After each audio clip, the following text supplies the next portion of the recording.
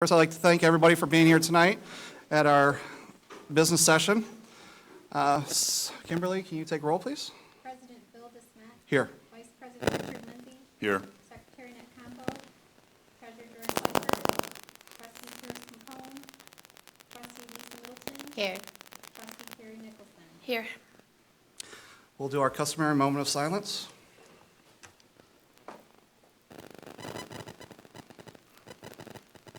Now we'll do Pledge of Allegiance. Richard? Pledge allegiance to the flag of the United States of America and to the republic for which it stands, one nation, under God, indivisible, with liberty and justice for all. So, can I have a motion to approve the agenda, please? Move for approval. Support. All in favor? Aye. All opposed? We'll move on to academic highlights. Future Farmers of America, FFA. Scott Hutchins, are you here? Here comes Scott.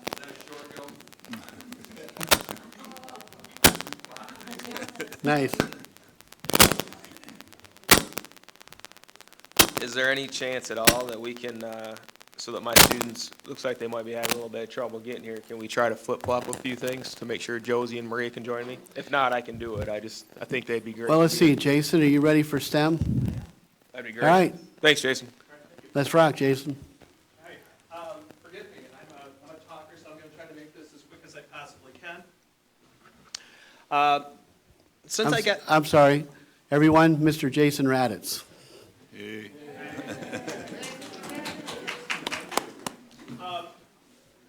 Since I've been hired at Marshall Schools and literally hours before the first day, I have gotten myself hip deep into reorganizing the science curriculum here at the Opportunity School. As you guys know from the years that I was here with Albion Public Schools, I really believe in a curriculum that is based on project-based learning. And one of the things that I am really passionate about is introducing 21st century skills to populations that do not regularly have opportunities for those skills to be exposed to. So, when I first walked into the room, one of the things that I noticed about our opportunity students is that there was a lot of space. People wanted space. They were individuals.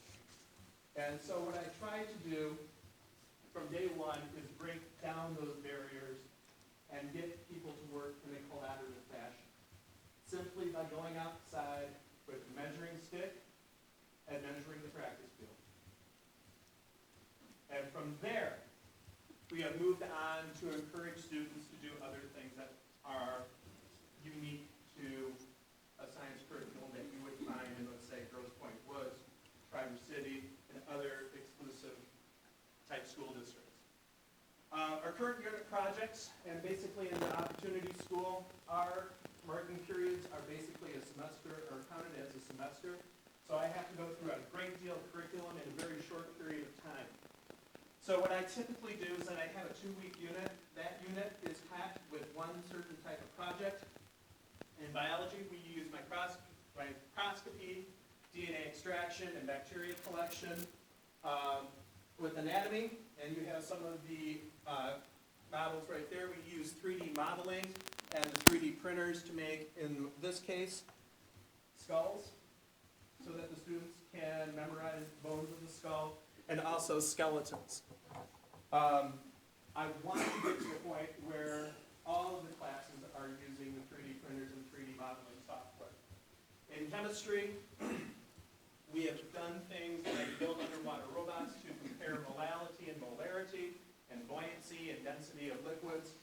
My anatomy class just completed their CPR training, 100% completed and passed. But it's the kids who really did the work. One of the things that we do in physics is that we have these little Sphero robots that Josh is going to demonstrate. Sphero robots, if you've watched Star Wars, are kind of like BB-8. Josh is going to pilot that Sphero. And these guys are autonomous.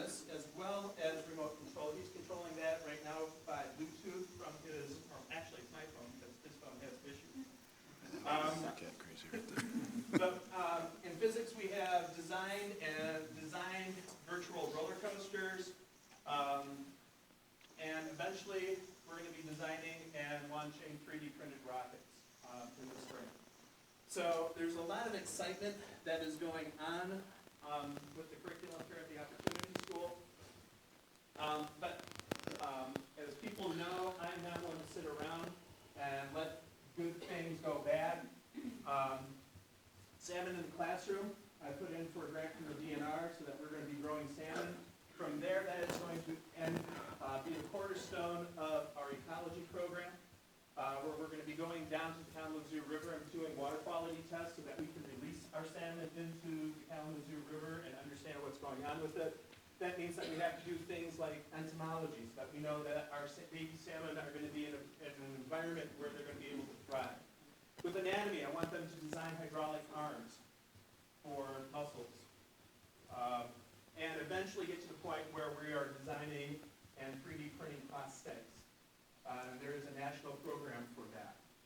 For chemistry, my big goal for that is to launch a weather balloon into outer space with a video camera for gas pressure laws and entropy. I've done that once, and if you go on YouTube and Google West Michigan weather balloon, you can see the results of my wife's first anniversary present going into space and being successfully recovered. And as I said before, in physics, we're looking to do model design rocket, 3D print that, and launch those guys off. But in the short term, next marking period, we are going to be participating in the cardboard sled race, and we are going to be a presence as well. The last part, the mag lab, is a unit that is designed by Michigan Department of Transportation as part of their track program. Any person who participates in that unit will have an opportunity to get a college scholarship and an internship there right out of high school. And last year I presented our extension of the mag lab project with Michigan Department of Transportation at McCall. What we do for the next is that we make mag labs out of the foam. We 3D model those mag labs, we print those 3D, or we 3D print those mag labs, and then we compare the results. So really exciting things going on. So our expected outcomes that we have seen so far is that we've seen a lot of improved morale. If you walk into a classroom when we're doing a project, it's all hands on deck. And I wish I could have like 90 people at a time coming in to see that happen, because it is glorious when it works. As far as my own grade book goes, and again, localized data doesn't really mean much until we compare it to statewide data. But participation and completion of work has improved significantly when we've used project-based learning as opposed to standard learning. And of course, we have some really cool artifacts of learning, which are right in front of you as well. So I want to give you a little bit of a taste of what we're going to be moving on to as far as collection of data. We have one GoPro, but I'm in the process of getting a grant for 15 GoPros. So what we'll be able to do is use those GoPros to actually collect data. So for example, if I wanted to know how fast something was traveling, I'd be able to record that on my GoPro, get an app, and Dr. French is shaking his head because he knows exactly which app I'm talking about. Yep. And then would be able to do some really detailed analysis as far as the data goes. So, but for right now, we are just working on getting stuff to work. But once we trap or get over that hurdle, we're going to have some really serious things going on. Karen's going to help me out here. I want to go to the one that's on the right, that's black. So this is the capstone project that we used last fall. Basically, Josh could talk a little bit about that. So, this is the bottle rocket? Oh, the bottle rockets. All right, well, so what we did is we took a couple of Years and practically we did cut one end off and duct taped it and did whatever we needed to allow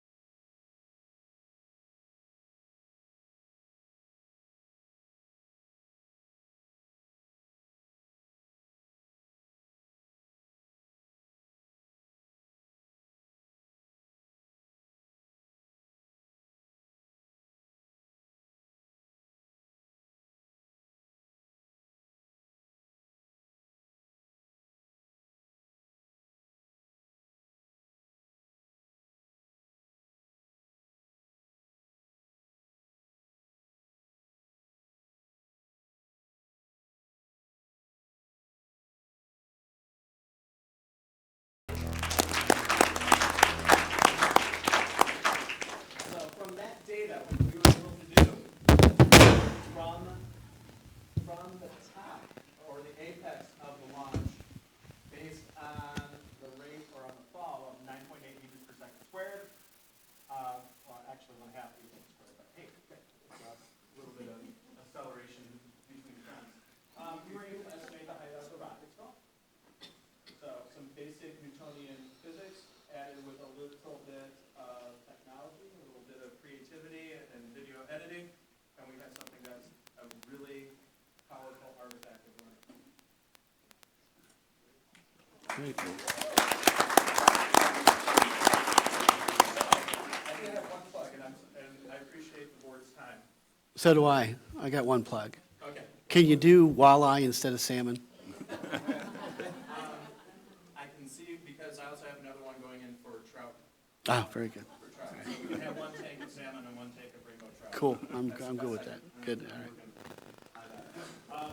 If you want to see this full in this type of learning going full steam forward, this Saturday from about 9 o'clock to about 3:30, we are going to have about 60 kids from Battle Creek, Marshall, Albion, Stockbridge, and all points in between for a little bit of a geekend. And if you remember what a geekend is, it is basically 4 STEM-related activities. We're going to have about 60 GoPros, and the kids are going to go scuba diving while one group is scuba diving. Ms. Westfall and I are going to be talking about working with the Spiros and programming the Spiros so that the kids can have like drag races. We can play a little bit of Spiro soccer. The tricky part is getting the GoPro on top of the Spiro. I'm still printing out something that will work for that. And then the third one is that we're going to be designing zip lines in the gym with the GoPros. And so they're going to make a story about a superhero, and that GoPro is going to be that superhero flying or doing some really spectacular thing. And then, end of the day, what we'll do is that we'll be right in here. We're going to link up, we're going to do some video editing, and produce something that you just would do. Great. Thank you. Thank you very much. Thank you. Yeah, go ahead, Bart. Jason, just a couple of questions. First of all, when you sent me the stuff about the Geekend, I described it, first of all, my son said Geekend. I'm not interested on his Xbox with all his stuff. So I started to describe to him what you had, and then within 5 minutes, he had 4 of his friends signed up, ready to go. So they're looking forward to it. And the other thing is, when I was growing up, I loved model rockets, and I always wanted to have the rocket that would take the one picture. So you've got video? So the GoPro is mounted on the rocket? Yeah, it's on the rocket. So, All right, I'm over here in the spring. I wasn't able to come over when you did those, but you let me know and we'll be over. that's going to be the goal for when we 3D print these guys. Okay, And I do have a rocket that's in the back that will break the sound barrier or go a mile high in the air. all right, make sure you let us know before you launch that out. Yeah, well, FFA regulations notwithstanding. No, I mean, I want to see it. I want to see it. Okay, all right, good. Thank you, Jason. Thank you. Any other questions? I want to come over to Williams. Oh, Jason, one other thing. So I can stop sending my crazy texts about everything I read about 3D printing to Dr. Davis and send it to you? yeah. Okay, all right. I love 3D printing. There's an amazing amount of things out there with 3D printing, so. We're going to the 3D printers that we have in the room right now can 3D print carbon fiber and rubberized plastic. So one of cool. the things that we're going to try to do this summer is 3D print drones, the little mini drones, and also work with cases and some other commodities that we'll be able to fundraise with. Cool, very Great, cool. thank you. You ready for the next? Scott? Future Farmers of America, FFA. That's a tough act to follow. You got this going to Kid Rock. Literally dropped the mic after this morning. Handouts? Yep.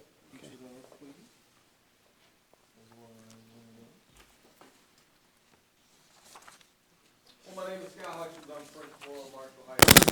I've not had the pleasure of meeting yet. I'm very honored and privileged to be joined this evening by our FFA, not Future Farmers of America. Sorry, Good effort. old stuff. For those of you that don't know, FFA is actually Future Farmers of America. not stand for anything. Am I right? The, what was it, the seventh, I want to say? Somewhere in there when they made that change. Now you're starting to date me, Scott, so please don't do that. But, the reason it no longer stands for Future Farmers of America, you're gonna learn a little bit about that tonight, is, the FFA stands for a lot more than just Future Farmers of America. And the acronym was so well known throughout the country that instead of changing it to a new acronym to try to explain or encompass all the things that FFA has its reach out to, they kept with the same acronym, but they dropped the, standard or the meaning of it. So there is no such thing as Future Farmers of America. We now are just known as FFA, only by the acronym. So, does that make sense? So, I am, as I said, pleased to be joined by Maria Rudicelli and Josie Herman. And for those of you that don't know, last year, right about this exact time, 1 year ago, the board was faced with a very difficult decision about where we were going to go forward with our ag science program at Marshall High School. There was a lot of political and community influence in favor of supporting the program and moving forward. And the board, as I said, was faced with a difficult decision on how to financially support that. I, for one, attended several meetings that involved FFA, AFNR, agricultural, food, natural resources. It's a council, a board that meets and makes sure that our program is heading in the right direction. As you can imagine, prior to this year, those AFNR meetings were not all that productive because the program wasn't heading in the direction that we wanted it to. And thanks to the support of the board and the support of Dr. Davis, we did make a commitment to move forward with a financial support to hire an agri-science teacher. We were very fortunate to hire Laura Finch, who had 12 years previous experience at Homer School, doing that exact same position. She also happens to be a Marshall resident. So beyond a home run was hit when we hired Laura Finch. She is a phenomenal educator. She could not be here tonight, but she's actually judging 3 districts for our FFA students.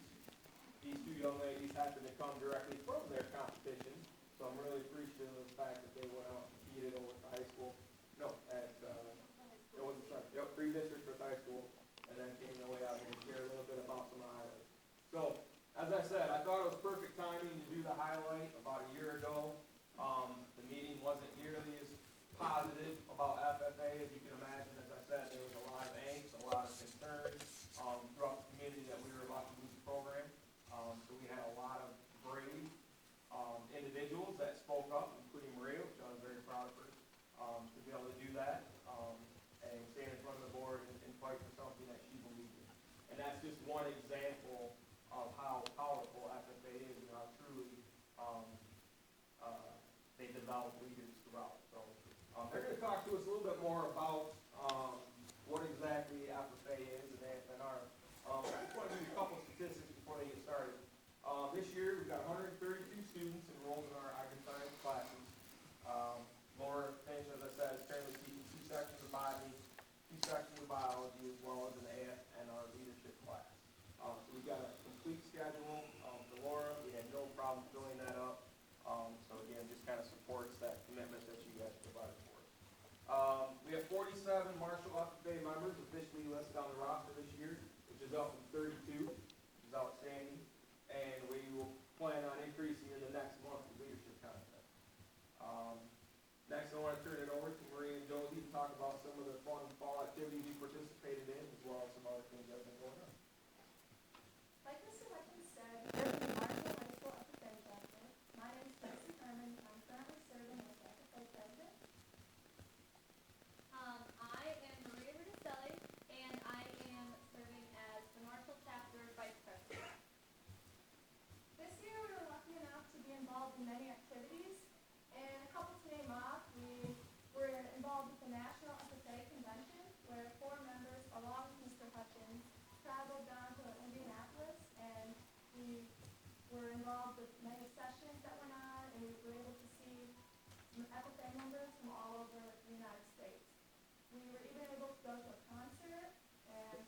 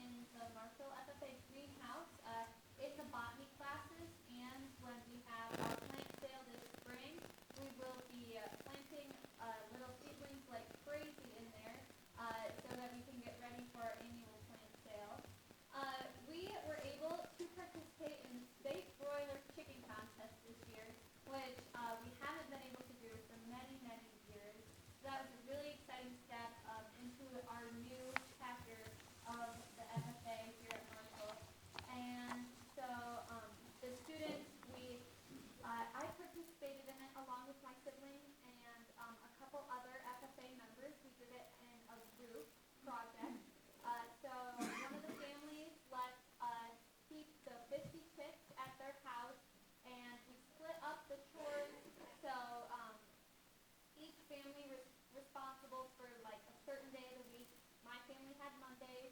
So we went there every Monday before school and after school, and we're responsible for checking on the chicks, making sure they were warm enough, recording the temperature, recording if any of them were sick, feeding them, watering them.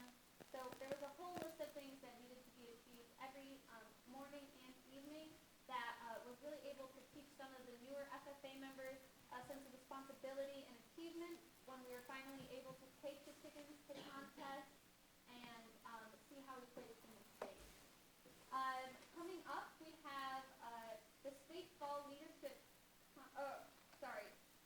We already went to the state fall leadership conference. That was, I actually wasn't able to go on that. I swim as well, so a lot of the fall things can slip. A lot of our younger members go to the fall leadership conference, kind of introduces them to FFA and gets to see what it's really about. So. And we also were involved with bowling night with Mrs. Finch being from Homer. We were able to collaborate with Homer FFA along with Albion FFA and have a bowling night at Marshall Lane. And there's a lot of fun, a lot of new faces, so we got to meet a lot of people. And it was kind of fun, and they would tell stories about how they knew Mrs. Finch and about how she works. And so we had a great time. We were also active in the Christmas parade this year. We had a float, and we built a float with a tractor on it, and we decorated it with lights. And we had a lot of new members come out to the parade and able to walk in it. We didn't know it was raining, but we had a good turnout. So.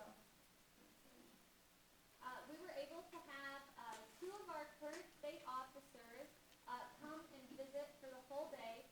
So all of the students enrolled in the ASNR classes, botany, zoology, and leadership, were able to interact with the current Michigan FFA state officers. We did some team building activities, some leadership activities, and like a general FFA knowledge. So all of the students were able to learn a little bit more about FFA and how it works in the whole state. This year, with Mrs. Finch, we were lucky enough to have guidance in getting award applications out. So this year we had 5 state FFA degrees, 2 outstanding junior awards, 1 state officer application, 1 proficiency award, and 1 state band application. So when we go to state convention in March, we'll be able to see the results, and the student will walk across the stage and receive their award at state convention. So coming up, we have our leadership contest. We came from pre-district, which was the first round of competition tonight.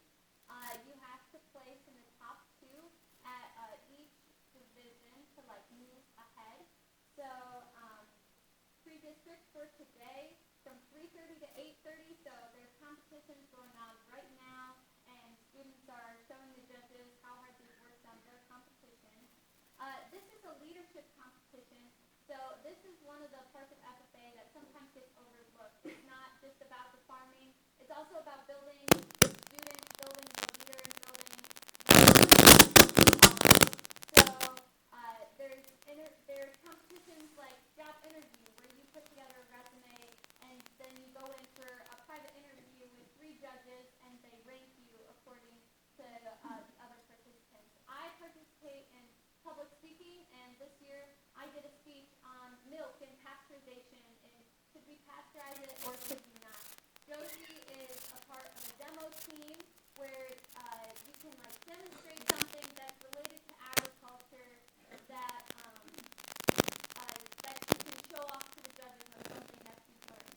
So it's a really cool aspect of FFA that sometimes gets overlooked.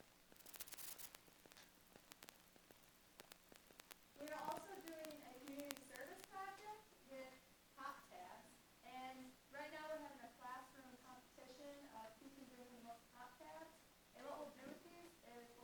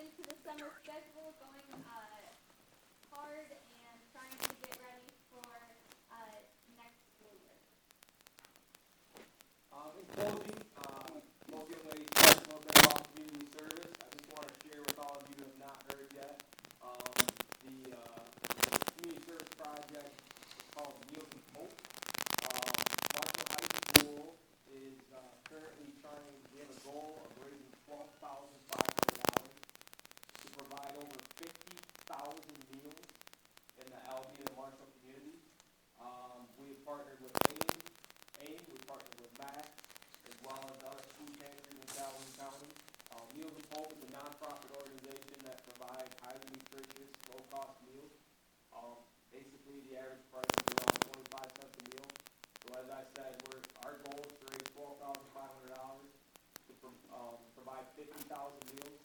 The amazing and fun thing about it is, we actually will be packaging the meals. So it's not just like a student brings in money or brings in a can of green beans and doesn't see it in the truck. We actually partner with Meals of Hope. They send in the materials to us, 30 pounds of the meals that we request.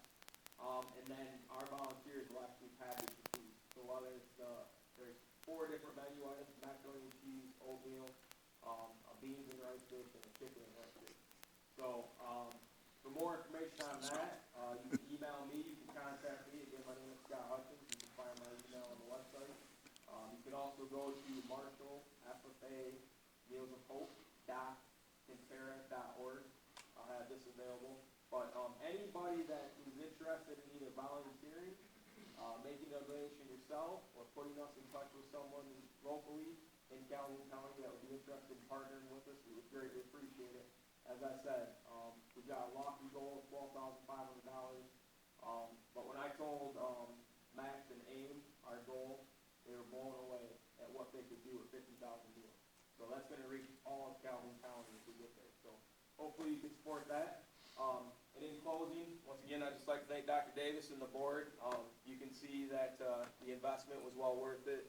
These young ladies and the rest of the FFA members have done an outstanding job. So thank you.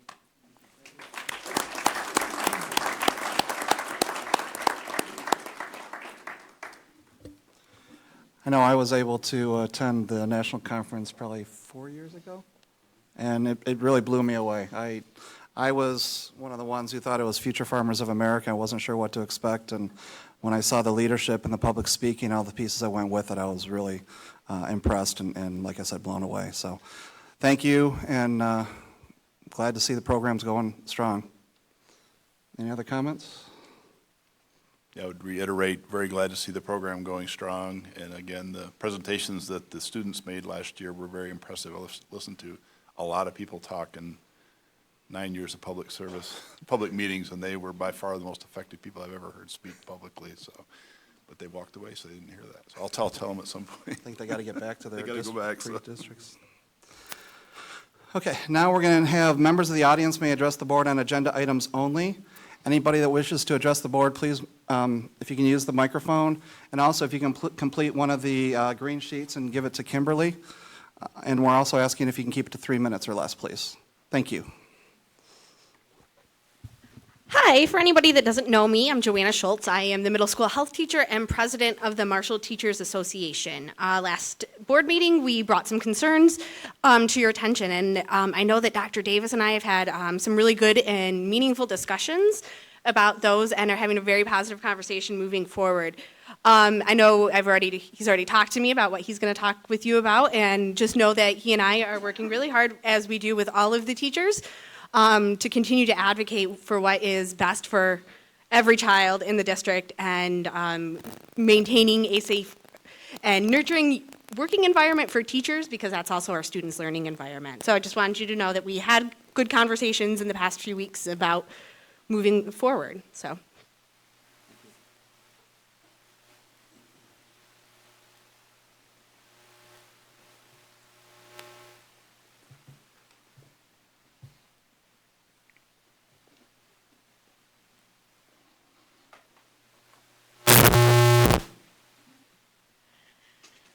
Hello, my name is Kelly Daisy. I am the mother of 2 students at Harrington. I don't think I've ever met anyone on the board before, so I'll tell you a little bit about myself. I'm a lifelong Albion resident. I'm the office manager at a doctor's office in Jackson, a Girl Scout troop leader, a Cub Scout leader, and I hold a seat on the AYSO soccer board. I've come tonight because there are several parents that have several concerns about some of the issues that are going on at Harrington and how they're being handled. There seems to be quite a bit of a behavioral problem at the school. A lot of students are coming home with bumps and bruises. There has been lots of suspensions and send homes. I really think a lot of it is they're suspending first and not asking questions later. There's been some situations where students, I think, were suspended unjustly. We do not have a PCO here in Albion. I think that the staff just is not equipped to handle the behavioral problems, and with no PCO, they really need to touch base with the parents. The staff and the parents need to get together to try to take care of the behavioral issues and the discipline problem. There were some other complaints from parents as well about some things not being quite equal with the schools across the board. I know one of the issues was the field trips. The Marshall Elementary School children started selling candy bars at the beginning of the school year to fund their trip to Mackinac, while the Albion students were not ever informed there was a trip to Mackinac. When it became known that there was one, it kind of got word kind of spread, and then a group donated the funds for the Albion students to go. That in turn has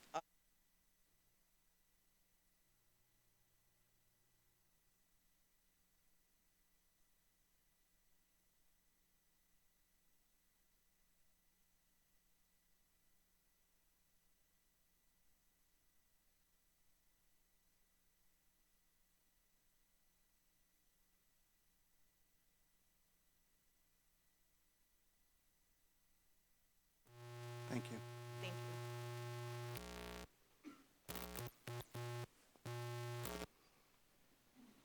Good evening. I'm Officer Justin, Albion Department of Public Safety.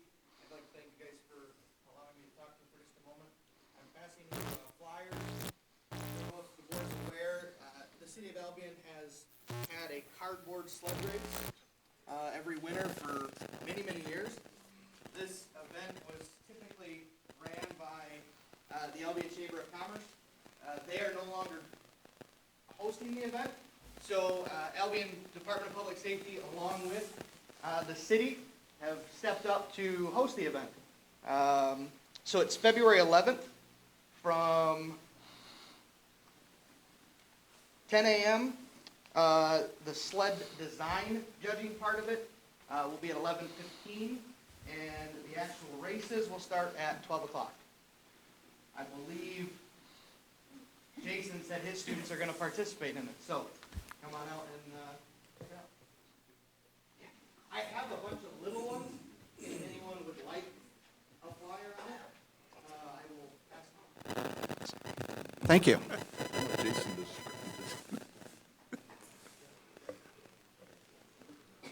Did Jason say he's going to design a sled for the school board?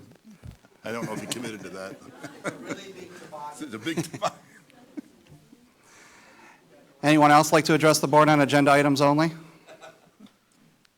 on the agenda, sorry. Okay. You got one? Well, they mentioned the You got one same more. presentation.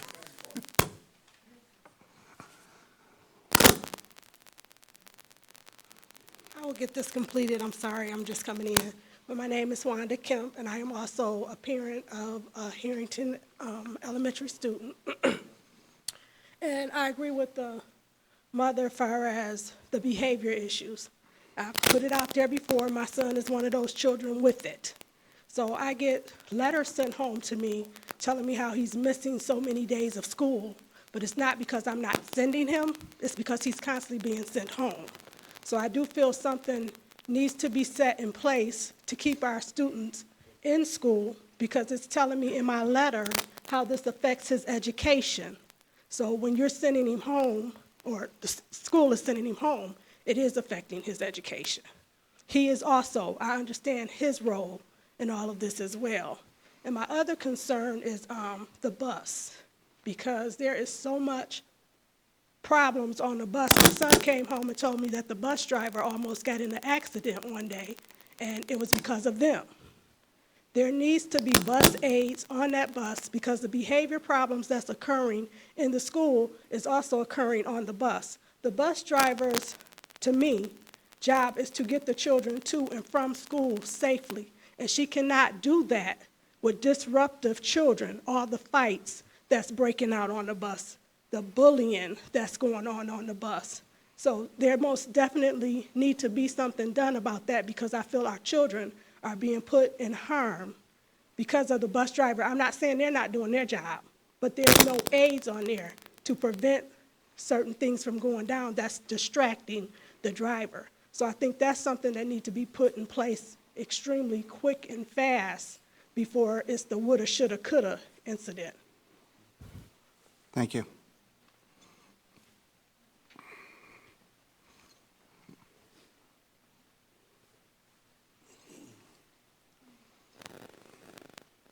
Hello. I was actually going to wait until after, but since I see that Harrington is a discussion, I have a few suggestions. One of the things, obviously, many of you know I put out a big post because I was really upset about all these kids getting suspended. But one of the things that we would like to see is possible moratorium on suspensions for kindergarten through third grade until something can be done to figure out exactly why the kids are getting straight suspended, kindergartners being called repeat offenders, things like that. I mean, I know that it's a brand new situation for a lot of the teachers and for Ms. Kingston. So there's a lot of kinks that have to be worked out. I've heard from people that the difference from Ms. Kingston from the beginning of the year to now has improved some, which is good, because it's going to take time to get some of these things worked out. But in the meantime, if we can possibly agree to have kindergarten through third not be suspended unless there's a serious incident, like, guns or knives or something being brought to school. I'm not sure how you would want to work that out. The other thing is whoever needs to be spoken to have the PCO, we need to get that done like yesterday. And then the third thing is there are a lot of not only parents, because sometimes parents aren't able to come to school, they have to work or they don't have a vehicle or they just don't care, who knows. But there's a lot of community members, there's a lot of grandparents, aunts, uncles that would be willing to be contacted to help with the children that may be having behavioral issues. Also, there are a lot of volunteers that may not be related to any of the kids, but that are willing to come into the building to help read with the kids, to help, sometimes kids need one-on-one. Sometimes they just need a little space in the back of the room to have help with their homework or help with the additional reading that they might need in the library or whatever. And I know personally, I've spoken to someone at the school several times. I've already gotten my background check, I've already gotten my picture, and I haven't been contacted, but we know that teachers are saying that they need that help. So I don't know if they maybe need a little push, like they're afraid if we get in there, we're gonna be like, you guys are horrible because we see what's going on, but that's not the case. I mean, we really want to make sure that our kids are getting the best education that they can get, and we are here saying, we want to be a part of that, the restoration. Our kids have been through so much, in the past 2 years, and we do not want to see that fall apart. We don't want it to come down to where all the kids are leaving, even more than what, we've already seen. We don't want it to be where kids are getting hurt, they're going home, parents aren't knowing. So we want to be a part. There are lots of volunteers that are not being contacted. We want to be a part of making sure that that building is the best building that it can be. I think that's all. Thanks. Thank you.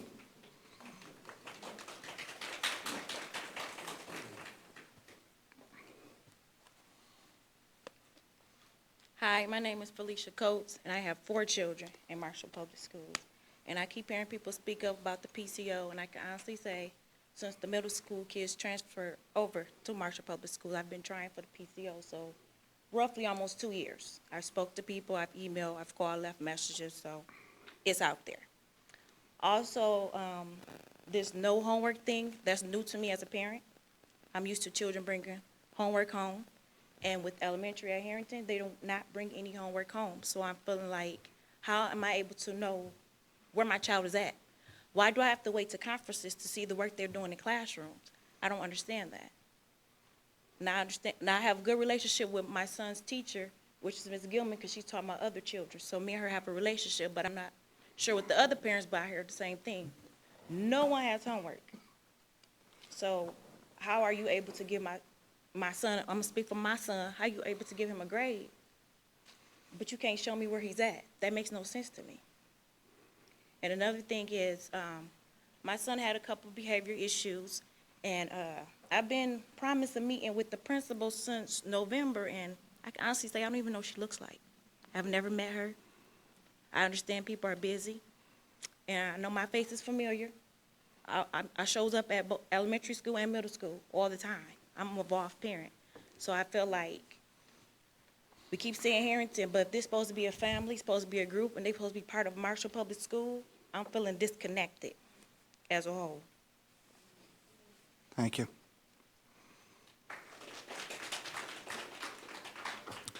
Anyone else?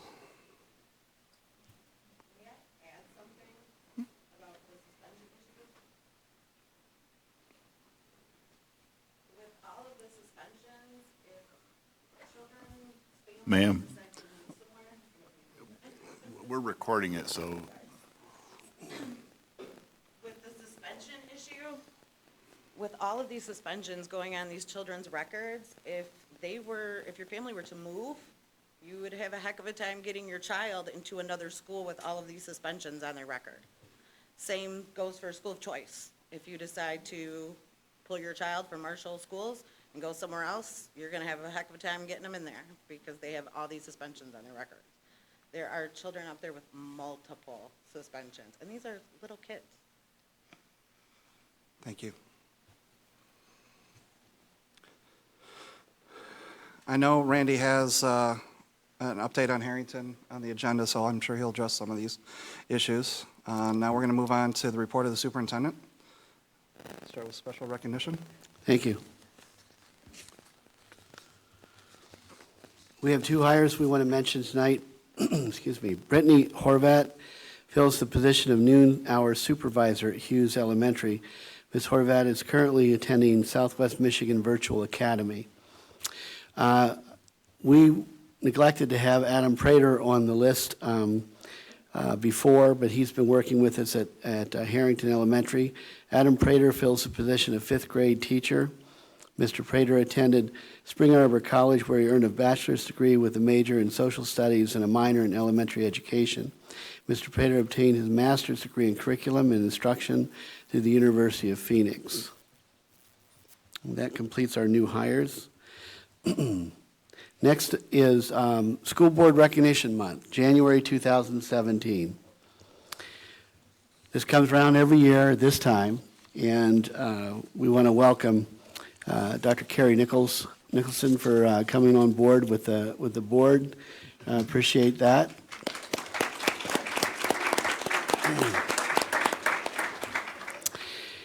And we have a letter in your packet from Dr. Terrence Lunger from the ISD. We also have a resolution that I like to read each year. So let me read this regarding recognition for local school district Board of Education. Whereas the boards of education of the constituent school districts and the Calhoun ISD have renewed their commitment to ensure that all children succeed and failure is not an option, and the board members voluntarily make a personal commitment of countless hours and energy to that goal. And whereas these boards of education understand the need to be creative and adapt to an ever-changing and challenging political, social, regulatory, and economic environment while protecting valuable programs for students. And whereas school boards play an important and vital role in supporting an education system that is the foundation upon which Michigan's economic, social, and intellectual capital and future is built. And whereas board decisions affect the present and future lives of children and set the direction to prepare our students to be competitive around the world, ultimately affecting the lives of 1.47 million Michigan students and more than $14.1 billion in education investment. And whereas these boards of education encourage traditional and non-traditional partnerships among and between local school districts, intermediate school districts, and unique community business and agency organizations that will better assist them in helping to create success for their students. And whereas the individual citizens that are members of these boards of education have a strong commitment to the creation of safe, caring, and enriching learning environments to ensure that our communities are strong and nurturing. Now, therefore, let it be resolved that during January School Board Recognition Month, the Calhoun Intermediate School District Board of Education celebrates and commends the commitment, leadership, and creativity of the individual school boards of education in Calhoun County, including Marshall Public Schools. Congratulations on your service. Thank you very much. Now I want to volunteer to open up one of your gifts out front. Somebody want to wrap one, you want to do that, Bill? Sure. All right. Always like to open presents. So Kimberly and I, as we always do, Kimberly Van Warmer to my right, we talk about what we like to give our board members each year, and this year I wanted to give them something that would help them gain a little patience and a little perspective.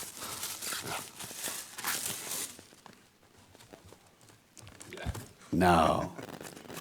It's an Oakland stress ball. It's taped.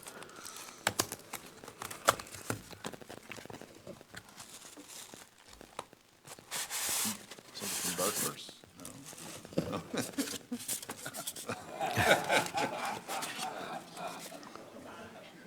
that before you hit send on Facebook? Yeah, so this is your hourglass. The hourglass is actually 60 minutes. And I want you to count each granule of sand as a little piece of exercise on patience. Your time is appreciated. For centuries, mariners have relied upon the hourglass to mark time, measuring distance, speed, and progress towards the goal. Today, the grains of sand represent more than moving forward. They are your growing skills, building up through commitment and experience. It also gives you an illustration of what patience is. Now we mark your time with us by honoring who you are, and thank you for the innumerable contributions that you make on behalf of our children and the communities we serve. Thank you very much. Thank you.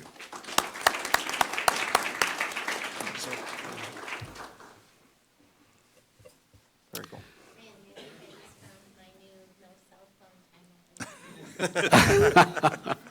That's good, yeah. All right. Or not. Next on the agenda? Yep, sorry. So at this time, I'd like to invite Dr. Harry Bonner up to the podium, please. And we're going to be talking about the Diversity Champion Awards presentation. Dr. Bonner of Kids of Hope Youth Development Center. Harry? Thank you. Hopefully everybody can hear me. Everybody can, Dr. Mike. Interesting hearing about parenting from parents and here. Interesting too that this ongoing situation that we've had since 2013, this journey that I have, our college intern week, so I want to introduce to you Jordan, who is an intern from Albion College, Dr. Beats' class.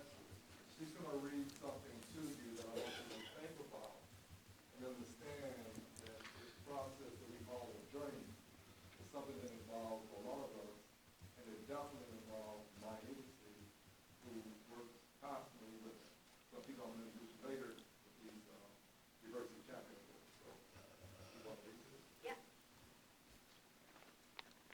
All right, so the title is Our Opinions, A Tale of Two Cities. Albion and Marshall begin an epic journey. It is difficult to imagine two cities more unalike than Albion and Marshall, or a merger more unlikely than that of their high schools. If that merger is indeed inevitable, the leaders of both districts face the most difficult work of their careers. The Albion Board of Education's decision Tuesday to close its high school and send its students to Marshall sets in motion a process for which the outcome is anything but certain. Our sincere belief is that the leaders who have made this decision have the interests of the students at heart. Our ardent hope is they and their students and their communities are up to the challenge. History, however, provides little reason for optimism, and indeed our anxiety is that the optimism of those who have the best of intentions blinds them to the forces working against them. The brutal facts of our current reality in the United States suggest that the groundwork necessary to overcome generations of distrust, antipathy, and indifference toward racial inequities has been far from adequate. In almost every aspect of our lives, education, financial stability, health indicators, and employment, racial inequality is the norm of our nation. In a sense, Albion and Marshall are microcosms of that failure. Consider the demographics. Nearly 79% of the students attending Albion Public Schools are people of color, compared with about 9% at Marshall. The disparity in economic opportunity is just as stark. All of Albion students qualify for free or reduced lunch, whereas less than a third of Marshall's students are low income.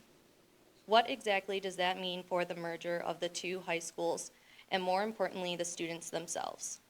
Surprisingly, we have little research on the subject, and there are no comparable examples from which we might seek guidance. What we do know is that the Albion students will bring with them a keen sense of loss, and after participating in a dramatic academic turnaround at their school, a sense, justified, we would add, of betrayal. Here we have a mostly white, wealthier district benefiting from the demise of a poor, mostly African-American district whose students will ride a bus to a place they will no doubt feel at times unwelcome. How will that seem fair? That the world isn't fair is among the most brutal facts of life, a lesson Albion students will have learned far too early in life, just one of the many differences between them and many of their peers to the west. The success of this merger will require the willingness of all involved to confront the brutal facts of the current environment, even when they are unsettling. That's far easier said than done, but it can be done, and there are many people in this community who stand ready to support Albion and Marshall leaders in this endeavor. Working together in love, empathy, and common sense, the two communities could become a shining example to us all.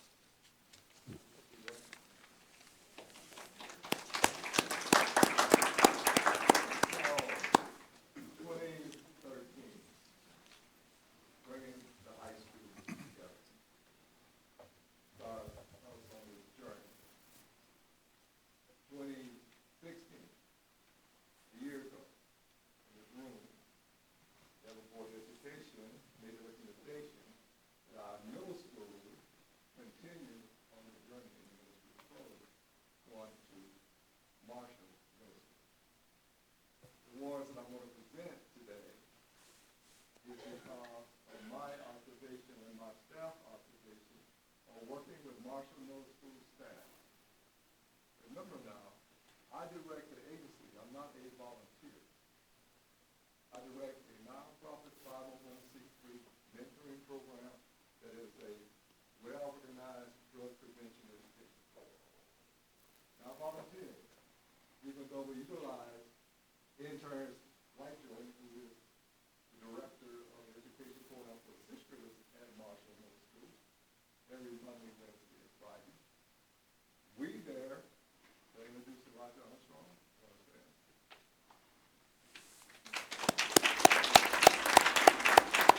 One person that I know that spends more time on Facebook than Richard.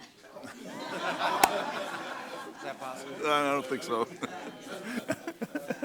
That smile, that grin, and so on and so forth is constantly on display at Marshall Middle School. Working with both staff and students, and even though we have a mentoring component, which is primarily directed towards the mentors, mentees, and our two young people here today.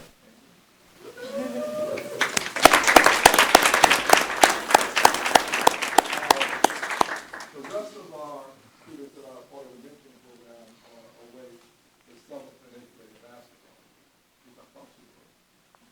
Right? Do I understand? I want to go and play basketball.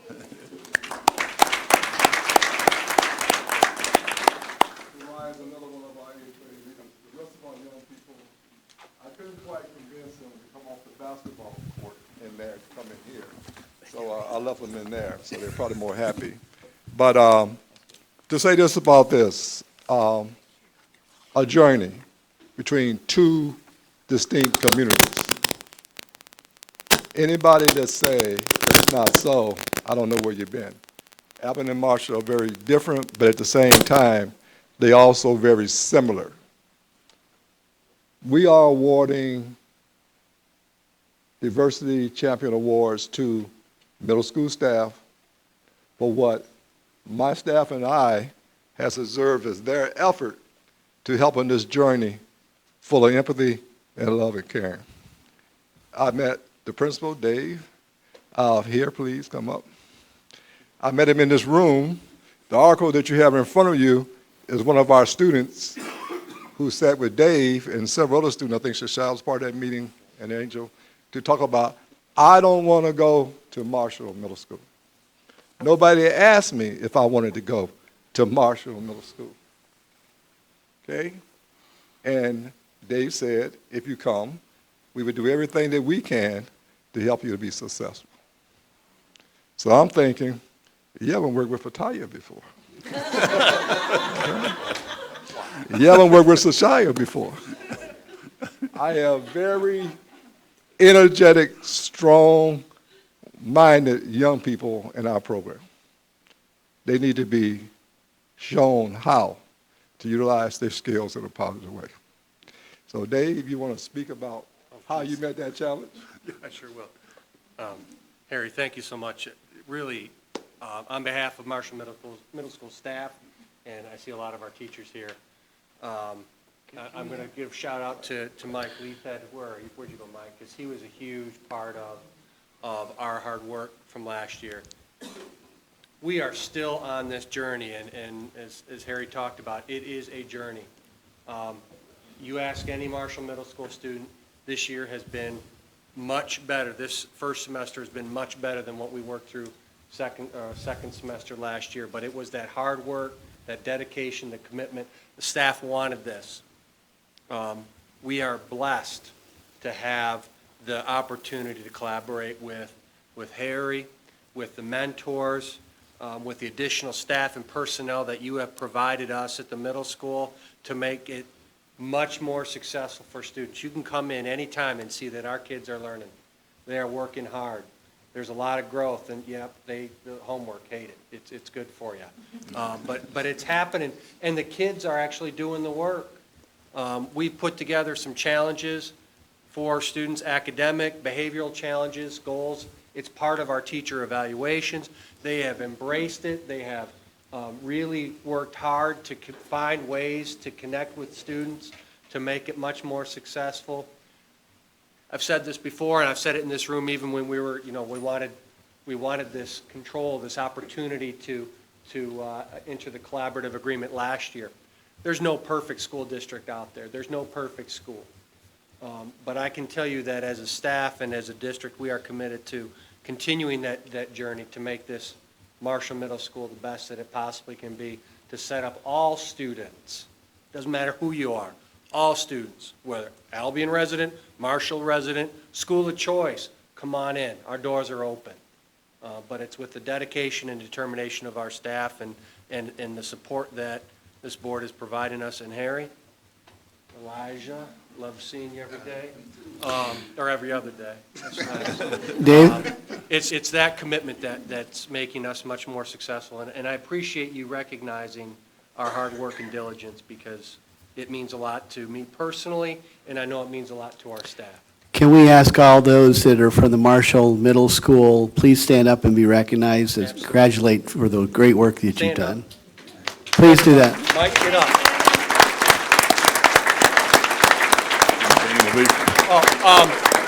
Hey, I want my students to stand up too. Stand up.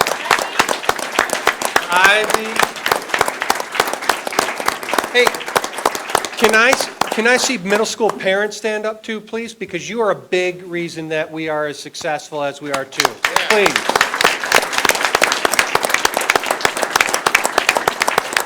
Thank you. And before I read this, I just want to make note. When I first started working, I kept telling Mr. Bynum, I know Mr. Turner from somewhere. Nice. Then he was my student teacher when I was in high school. Still going to therapy. It says, across age mentoring youth leadership center, Equity, Diversity, and Inclusion Champion Award presented to Marshall Middle School Principal David Turner for demonstrating a deep commitment to advancing equity, diversity, and inclusion throughout your administrative and academic careers. Oh, no, give me a hug. Okay.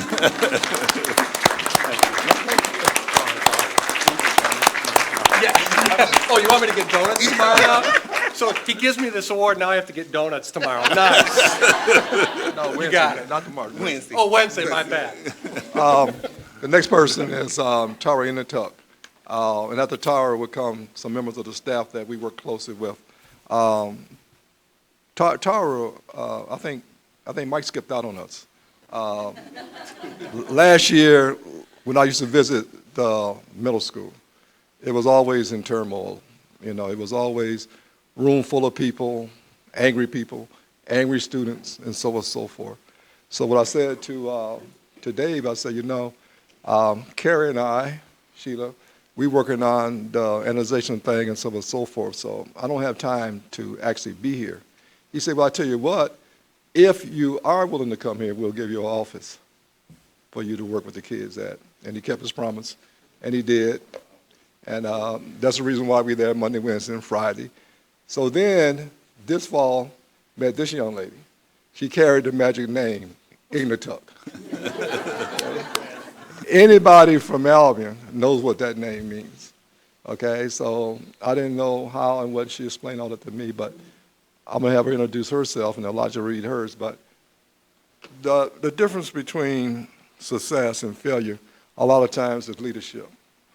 And leadership has to recognize that no one person can do anything by themselves. So these guys are unusual administrators because they open to ideas, they open to recommendations, they open to the belief that if we're going to be successful, we have to work together, all of us, staff and whole 9 yards. So Tara Inatuck.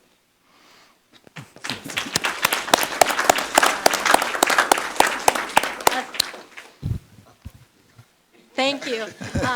So it really is a pleasure to be with Marshall Public Schools. Yes, I do have the Ignatuck name, so in Albion that does carry a lot of clout. So I thank my family for that. But this is my first year with Marshall Public, and it is a tremendous pleasure to be there. I love my students. It's been a great year. The thing that Harry said that really is what makes a difference is our team, and our team working together, not only the teachers, but the entire staff, the student body, the community members who are willing to be part of our building on a regular basis. They say it takes a village, but it really does. So it's been a pleasure, and I think the middle school's doing a great job, and I hope that you as students think that we have your backs, because we really do, and we love you, so.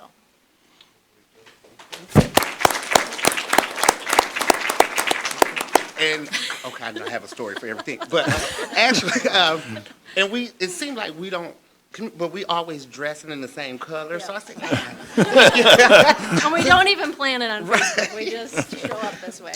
It says, across age mentor and youth leadership center, equity, diversity, and inclusion champion award presented to Marshall Middle School Assistant Principal Tara Ignatuck for demonstrating a deep commitment to advancing equity, diversity, and inclusion throughout your administrative and academic careers.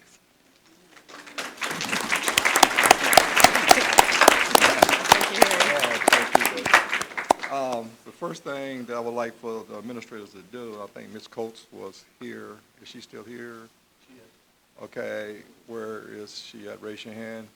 The first thing, you have children that go to Marshall Middle School? Mm-hmm. Have you met with the principals about the parent PTO thing that you mentioned? Yes. Okay, I would encourage you to come back and let's meet again and let's talk about it. Okay, let's talk about it. And also, I will say the same thing to Ms. Shauna Gamble here. I want to thank her. We had a conversation the other day about wisdom and what wisdom means, but also wisdom without recognizing that you can learn from the youngest, not just the oldest. So wisdom is not an age thing. Okay, so I would encourage you too to continue to get involved in different things that bring about change, keyword. Change that we all can live with, change that is all meaningful for everybody without turning around having, we can always, I think, confront each other, but reaching compromise and ways to do what this journey is going to require is a whole different challenge. Now, the next people I want to recognize staff. So can I see, okay, Michelle, Leslie, okay, you are here. Anybody else that are here that I'm not seeing from the middle school staff? These are the, kind of strange, all these short people. I don't know what you say. These are the individuals in the classroom with these guys. These are the times when we have conflicts and things end up in conflict that spills out into the hallways, out into the wherever. It begins with these people's ability to manage their classroom. Because they don't manage their classroom and then it comes up to Dave or I or somebody else. So we got to have people who understand the diversity and the challenges that come from kids from different backgrounds. And that's what these individuals are. Anybody know me? No. I ain't never gave away anything. Never. Regardless of your color, regardless of whoever you are, you're going to have to earn it. These individuals earn it every day. So I don't know who want to go first. I think it's Joanna speaking, right? Yeah, great. It's always Joe, right? So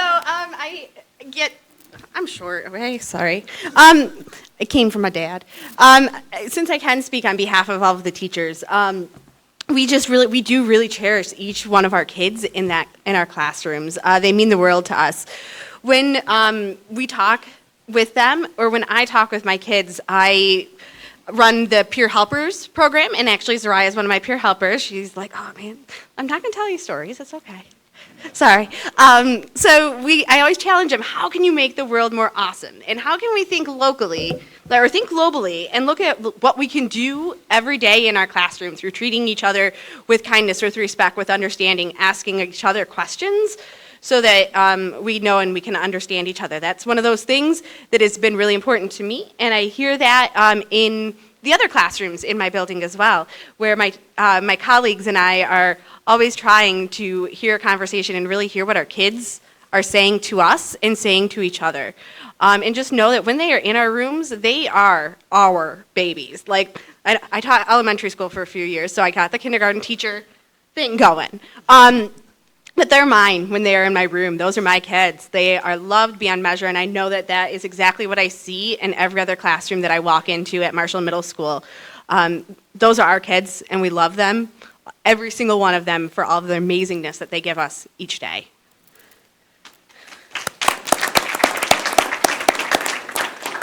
I really wasn't prepared to speak tonight. For some of you, that's surprising, I'm sure. And as I was sitting here listening tonight, I was reminded of a conversation I actually had with Dave about last April. And as Randy knows, and Rich, I'm not afraid to complain every once in a while. And I had gone to Dave with a complaint about some of the elective classes in 6th grade. And he just kind of hung his head and went, Les, I'm sorry. I'm sorry for the second semester. I went, Dave, no, it is totally cool. I am so happy about this annexation because what many of you in this room don't know is I'm also a parent of a middle school student. I have a 6th grader who's a son. I said, Dave, I have a teaching degree, and what I can't figure out on my own, I can learn on YouTube or Google, and we can figure that out. But what I can't teach by myself is tolerance and acceptance of other people and other cultures and other minds.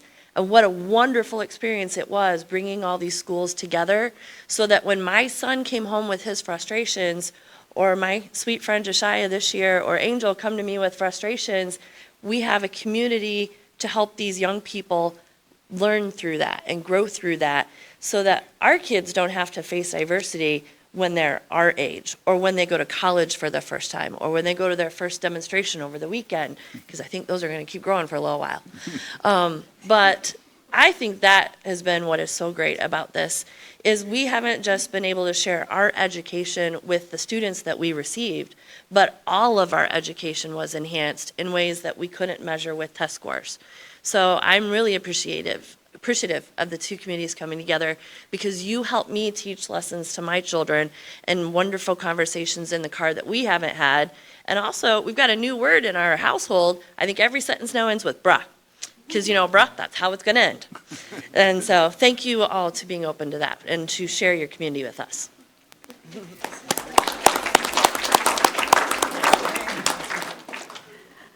My name is Nisha Ritchie, and I joined the middle school staff in February, just after the cooperative agreement. I will tell you that I just finished 25 years in teaching, and last year, was a very challenging semester. But I feel that being a part of a community of staff that is so caring and so genuinely interested in the well-being of students has been a wonderful placement for myself. I think that having these communities brought together is going to be difficult at first, this journey. You're going to hit bumps and potholes along the way, but I really think that long-term we are enriching the lives of these children. And I think that's the most important.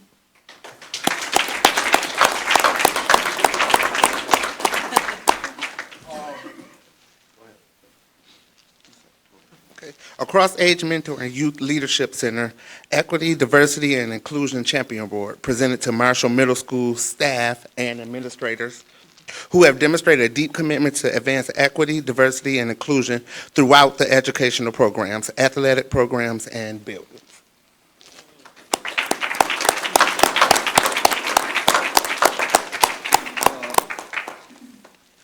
The ability to take a journey requires being able to tell a story. And for that, it requires the media's willingness to share the story. So the article that Jordan read came out of the Battle Creek Inquirer. But there are so many articles, they can tell you because they are the ones that was working this the other day. There are so many articles that's been written by the media about annexation, about diversity, about race, and so forth. And that takes a lot of courage to actually cover the communities, especially the things that are not. I know sometimes probably Randy would prefer, or Rich would prefer, well, I wish they wouldn't cover it that way.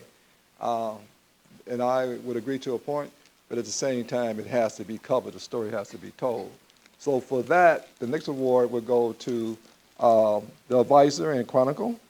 And if John is here, John, can you come up, please?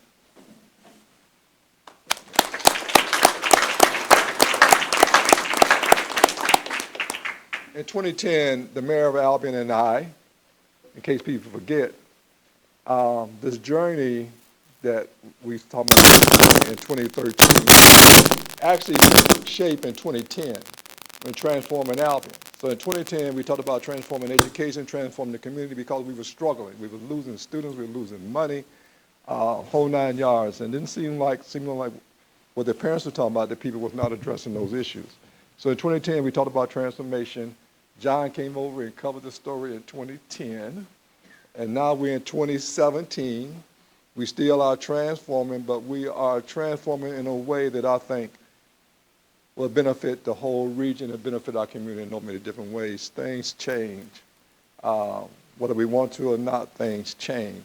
So I want to thank the advisor and John for covering all this stuff that has been done. And so thank you for you and your staff and so forth. So Elijah. Thank you.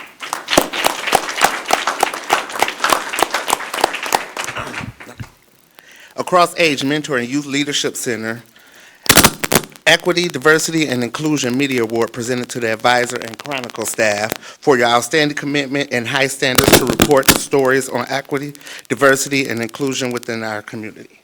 Thank you.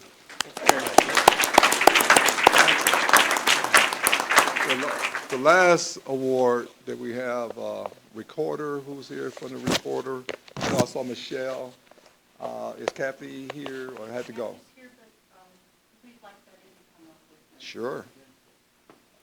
Kathy, you're bashful, Kathy? You gonna come up? Okay, we'll go there. She's the boss. That's always good.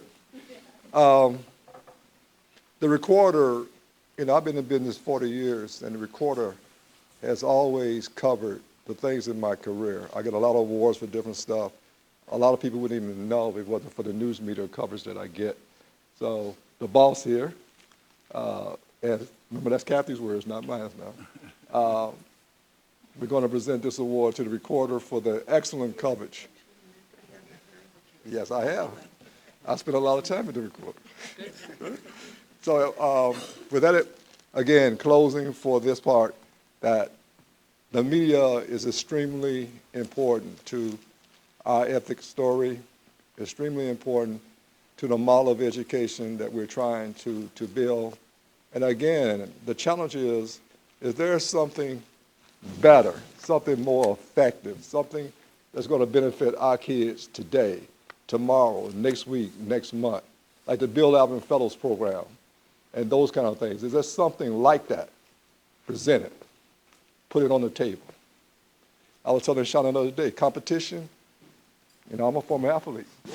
You got something that's better for the community, for the kids, anybody, not just saying Shauna, but anybody. I believe the educational model that from pre-K to 16 that the board has approved and Randy has been working on, and a lot of you are part of, is the model for the future in education. We had Representative Bison at the middle school the other day, and he is involved state-level policy about education. So the bottom line is there are going to be people that's going to be coming to our region to look at the educational model that we have. Recorder, doing the story. Keep telling the story. Thank you, Harry. Kathy, thank you. And here you go. Across age mentoring, youth leadership, equity, diversity, and inclusion media award presented to the recorder staff for your outstanding commitment and high standards to report the stories on equity, diversity, and inclusion within our community. Thank you.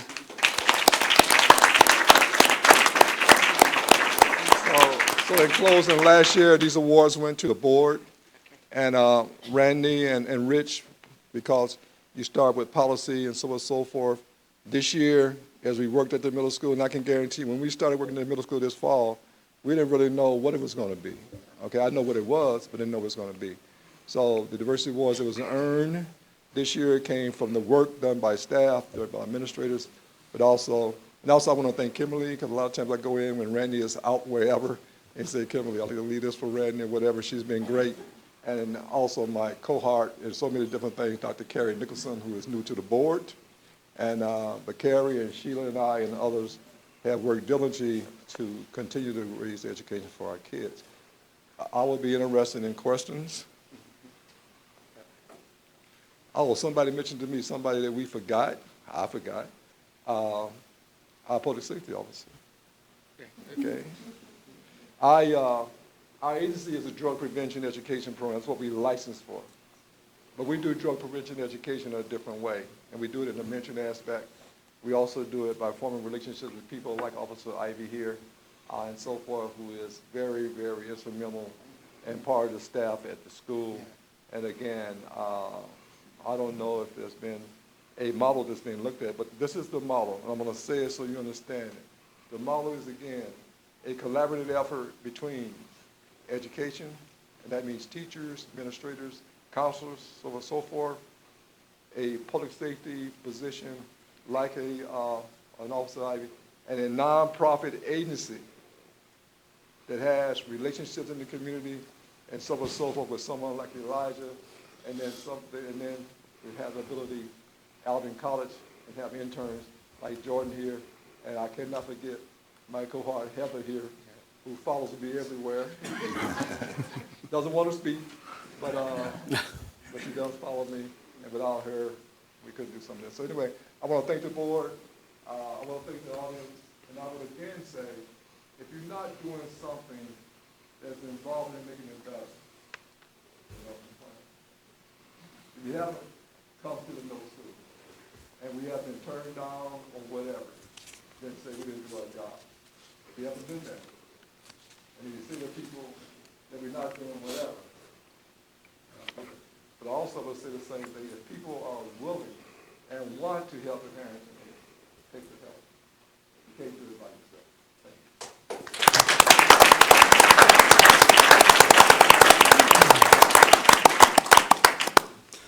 I'd like to say thank you to all the award recipients, very well deserved, and thank you for everything you guys do for our kids. Harry, Elijah, thank you guys for coming and making those presentations. We're going to move on to leadership team reports. I think that everybody's been able to review those. Any questions or comments? I just want to say for the Marshall Middle School, the charity speeches, I thought it was awesome. It was great to see my daughter get excited about it, and she actually went out and interviewed people and put a lot of effort into it, and it was great, so thank you for that. I did count, and 12 of those public speakers were female and 3 were male. It's just interesting of the people who won, so maybe some future demonstrators, who knows? There's a lot of great information in the leadership reports. I mean, I've got a number of them to highlight, but for the sake of time, we are posting those and making those available online along with the minutes and the agendas for the board meetings. So please check out our site and be able to download these and get a full scale of what's going on in every one of our buildings. Okay, we're going to move on to discussion. First item is Harrington Elementary School. Randy? Yeah, this has been a real challenge and a heavy lift in regards to restarting an elementary school from a building that had been put to mothballs almost 3 years ago. Everything from backed up water pipes the first day of school that flooded our kindergarten classrooms after renovation, all the way through to just a lot of challenges go on based on the fact that we're people business. We work with children, we work with parents, we work with stakeholders, we work with staff. And everyone has their level of commitment, dedication, and drive in making this all work. At the same time, there's been some challenges I wanted to share with the board and the public just to make sure that we're all on the same page. Teacher attrition has been the #1 issue for us at Harrington. 2 teachers from the previous Albion schools were hired by Marshall in the summer, resigned prior to the school year beginning after accepting offers to teach elsewhere. We had 4 teachers resign their positions after the school year began and for various reasons, personal and professional. Staff attrition has destabilized our staffing model, causing the building principal and teachers to fill in the gaps during their planning time or for those teaching specialists to take over a classroom. This resulting in a disruption of the special schedule and also the planning time for grade level teachers. This is unique to us, but not unique to the situation.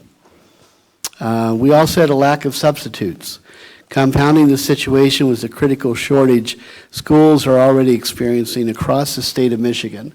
If you read the pre-press and the news, they've been highlighting the fact that we're not getting a lot of quality and a number of quality substitute teachers willing to come in and work in the schools.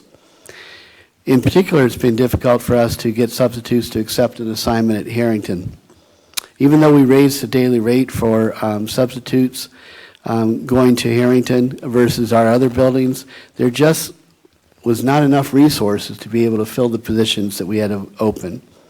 In an effort to help support our teachers for such coverage and loss of planning time, we are also compensating the teachers now for at their hourly rates of pay versus what's in the contract, which is considered to be just a situational pay. But because this is so structural, we needed to make sure that we gave our teachers adequate compensation for that.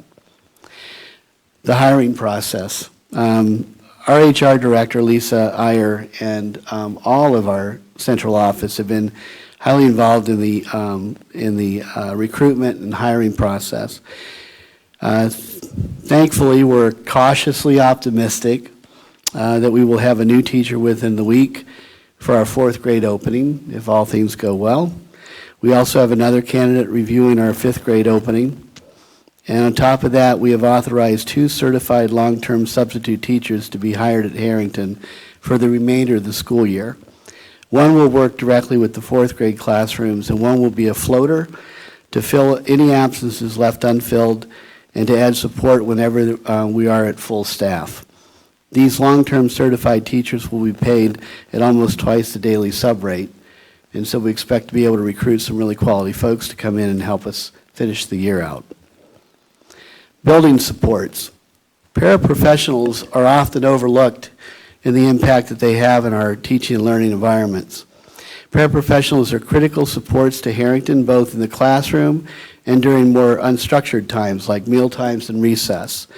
We have requested in our consolidated application to the state for title funds to add more paras to Harrington Elementary. Their daily schedules will remain at 5.75 hours, but we will have more paraprofessionals to assist in the building and to be able to stretch the staffing over all the unstructured times to add security and safety. When a building is routinely operating at less than full teaching staff capacity, it puts a lot of pressure on the teachers, the staff, and administrators to cover and educate our kids. All the while, anxieties rise because it takes away from our teachers doing their assigned duties of teaching in the classroom, having their planning time appropriately for curriculum and lesson planning, providing specials consistently to all of our students, having the flexibility to participate in professional development, and for the building principal to provide adequate administrative support, supervision, and management services. She can't very well cover the whole building when she's in a classroom teaching. Just so you know the resources we have put behind Harrington Elementary, so you put this in context to our other three elementaries. In Harrington Elementary, there's a full-time at-risk coordinator, a full-time behavior monitor, a full-time parent liaison, 8 paraprofessionals, 2 full-time reading specialists, a full-time teacher consultant, and a full-time counselor. Each of our other 3 elementary buildings have a half-time counselor, share of support from a teacher consultant also serving half-time at the middle school, 2 paraprofessionals, and 1 reading specialist.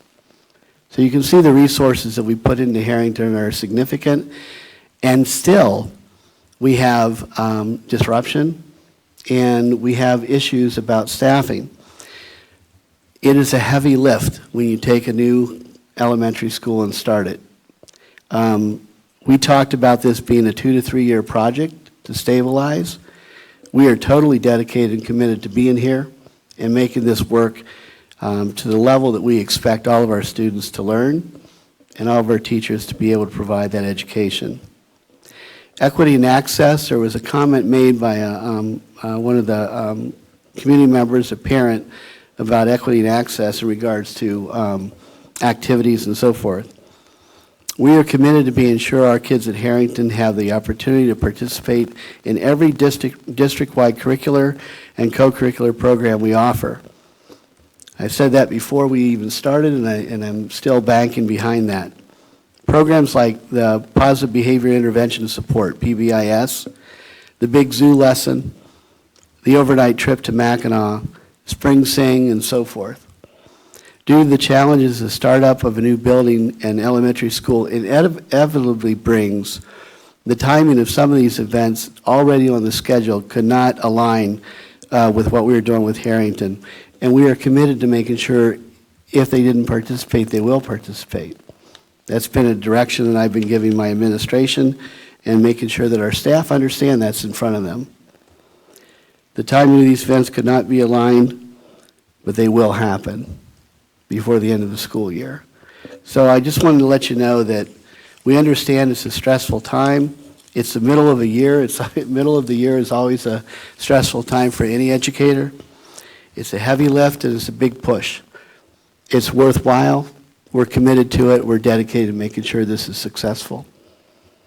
And I appreciate all the comments people made about making sure that we open our doors and open our eyes and open our ears and our hearts to make sure that you have an opportunity to contribute. So we're pledging that we're going to move this forward, and please make sure that you're contacting us if you have any questions or concerns. Randy, I just have a comment. I help out on Fridays in my kids' class, and I definitely have noticed a really big difference from September to recently. But I remember thinking, wow, you know, walking through the halls, everybody seems to be smiling more, seems more positive, more just quiet. My kids' classroom was much better behaved. I had just seen a lot of progress after missing about a month. with it. So I was really excited about it, but then that same evening, then you hear from other parents who aren't seeing the same sort of thing.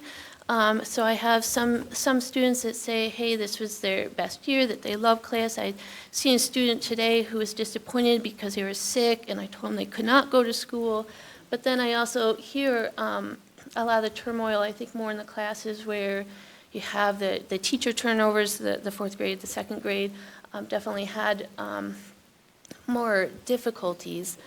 We had behavior problems in Albion before this year, so that's not really new, but we don't really have any benchmarks to really say, hey, this is what we're doing in September behaviorally, this is the problems we had, these are interventions, this is the progress. So, like for example, with Mr. Turner, when he had presented with the tardies, my child was a little bit worried about that middle school intervention and if I would get a call from his teacher. But it was very concrete. It was this week we had 100 or so tardies or whatever it was. I don't remember the exact number. This is the intervention. After the intervention, we had so many tardies, and it was much better. It was very pleasing to see that worked. But I don't have that same sense at Harrington of when they talk about suspensions. I can't tell them that we have more or less suspensions than we had last year. I can't tell people that we had this many suspensions in September, and yes, we did have the incident where we had 7 suspensions on Friday, but overall, maybe we've reduced it by half or reduced it by a third. I don't know, and I wish we had some sort of benchmark to report back of this is where we were, this is where we are now, to know that things are working. Yes, we actually have data, and I'll talk to Sandy Kingston and have that present, bring that back to the board. Okay, thanks. Mm-hmm. So that concludes my report on Harrington. I want to do a report on my school data. And in particular, the state just released the assessment results from, believe it or not, last year in the spring. And they just made those available to our schools and to the public. So let me get up there to the podium.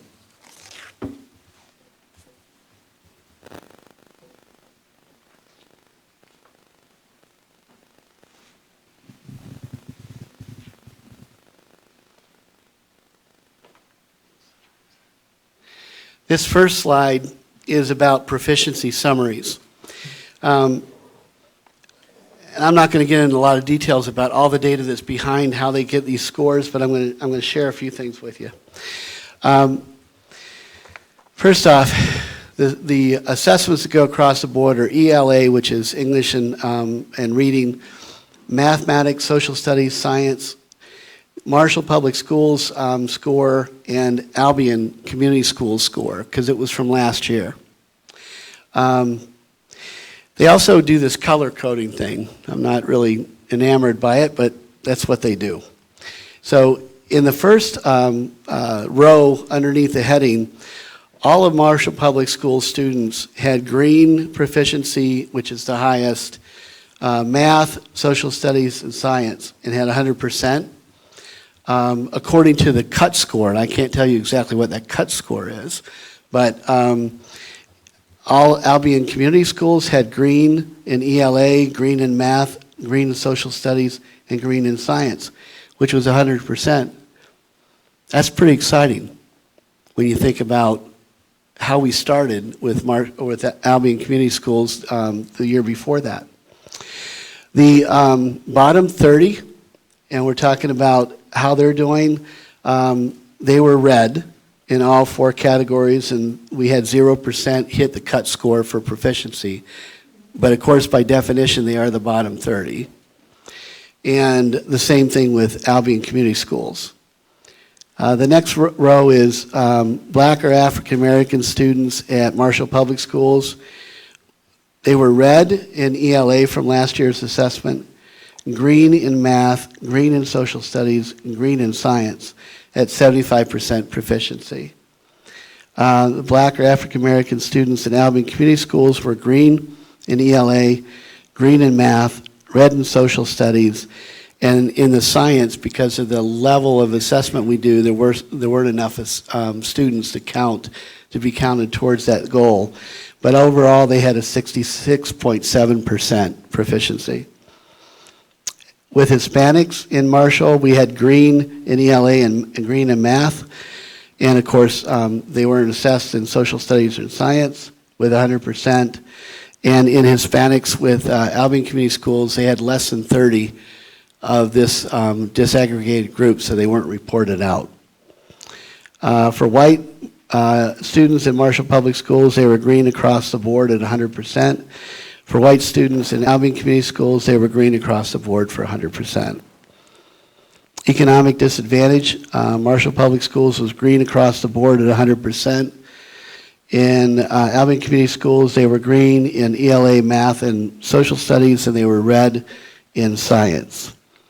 Special ed students in Marshall Public Schools were red in ELA, red in math, green in social studies, and green in science. And we had a 50% rating.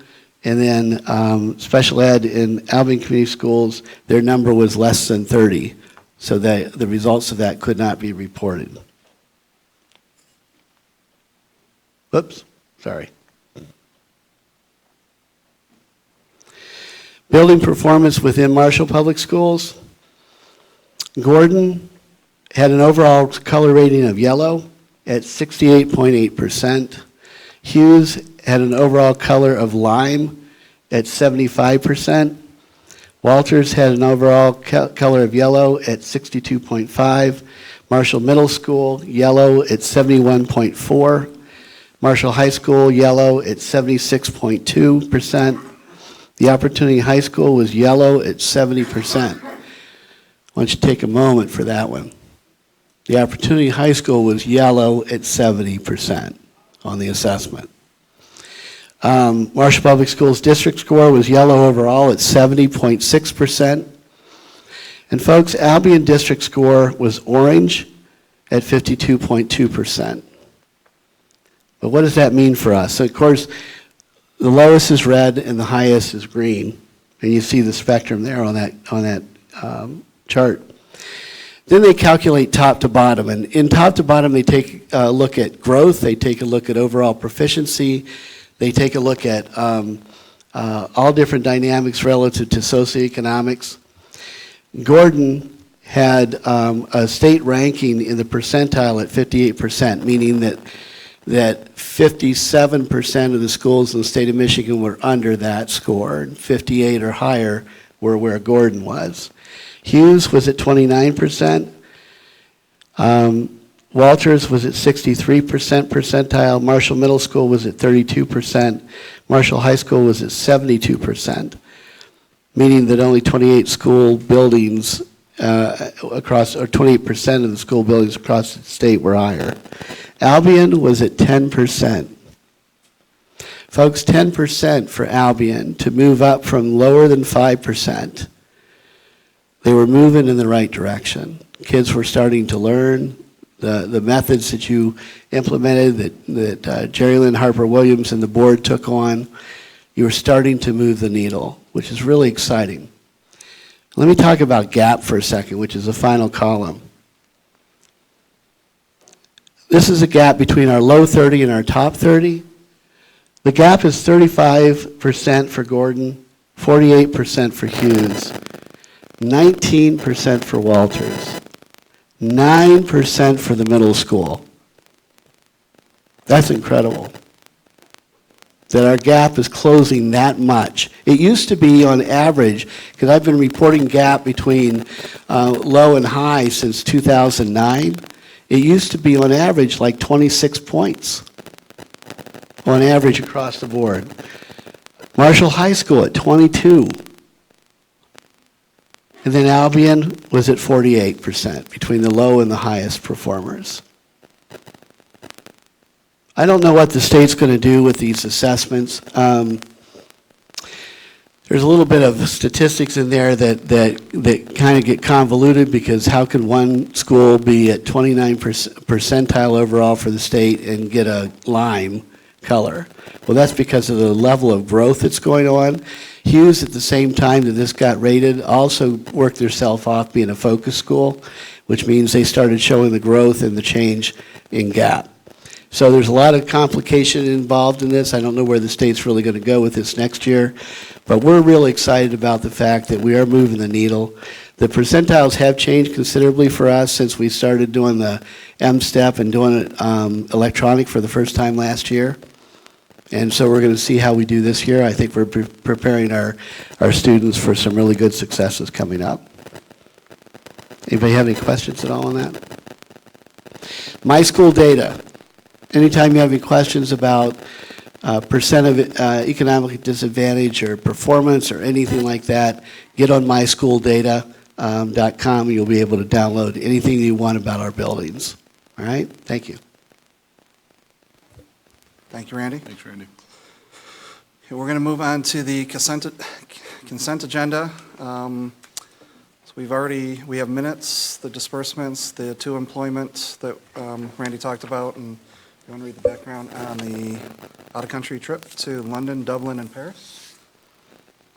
Sure. Board Policy 2340 requires that out-of-state trips on board approved, to be board approved, a trip for Marshall High School students to travel to London, Dublin, and Paris during spring break in the year of 2019 is currently being considered. Cross-curricular experiences for students will include foreign language, history, social studies, and literature. This trip request is being presented now so that participants can begin to plan and pay for the trip. No school funds will be used to support the trip. Participants will be responsible for their trip expenses. Fundraising efforts will take place in the community and obviously throughout the years leading up to 2019. It is a recommendation of the superintendent that the consent agenda be approved as presented. We have a motion? I move for approval. We have a motion and support. Any discussion? Let's start with Carrie. Yeah. Yes. Yes. Okay, next we're going to go to action item. This is to nominate candidates for the Calhoun Area School Board Members Association 2016 Distinguished Service Awards. The background, annually the CASMA, or Calhoun Area School Board Members Association, asks local school boards to nominate individuals for consideration for the Citizens and Professional Awards. Individual board members having names to be submitted are requested to present those names to their respective boards for board action and formal nomination to CASMA. For those nominated, one individual in Calhoun County will be recognized with a professional award. One will be recognized with the Citizens Award, as well as they sometimes recognize individuals for Special Accommodations Award. Suggested nominees to be considered for nomination by the Marshall Board of Education include Vic Potter for the Citizen Distinguished Service Award, Albion College President Dr. Mari Ditzler for the Professional Distinguished Service Award, and Dr. Harry Bonner, Senior of Substance Abuse Prevention Services and Kids of Hope Youth Development for a Special Accommodation Award. The board will now consider taking action to nominate the individuals as presented, and it is my recommendation that you do so. We have a motion? I move for approval. A motion and support. Any discussion? I just want to point out that Dr. Bonner was previously recognized as a Citizen Distinguished Service Awards. We were happy to discover that there is a separate award for, what is the separate one? Special accommodation. For special, which seemed very appropriate in the case, so. We'll go ahead and, Lisa? Yes. Yes. Okay. Now we're going to move to public comment. This can be about any item. Again, we'll ask if you can please come to the microphone. Please present the sheet to Kimberly, and if you can keep the comments under 3 minutes, please. Thank you.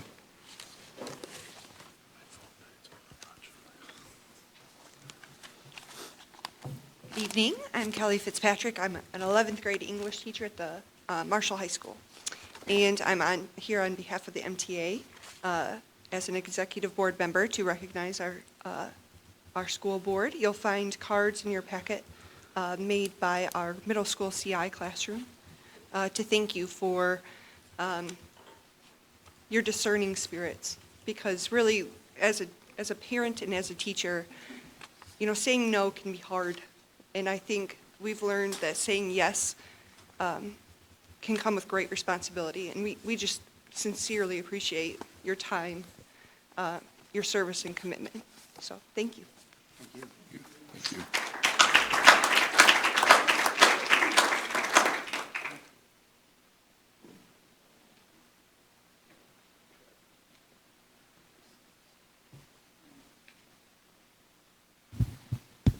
Hello, my name is Cameron Siebert, and I am an AmeriCorps Vista member on the education team, and I am asking any Harrington parents that you know of that are here today, or you possibly know in the community, that you please come find me at the Ludington Center. I am looking for feedback on just Harrington Elementary School. I would like to hear your input. We are also, the AmeriCorps Vistas are doing a Albion Forward survey, and you can also do that at the Ludington Center as well. Thank you very much. Thank you.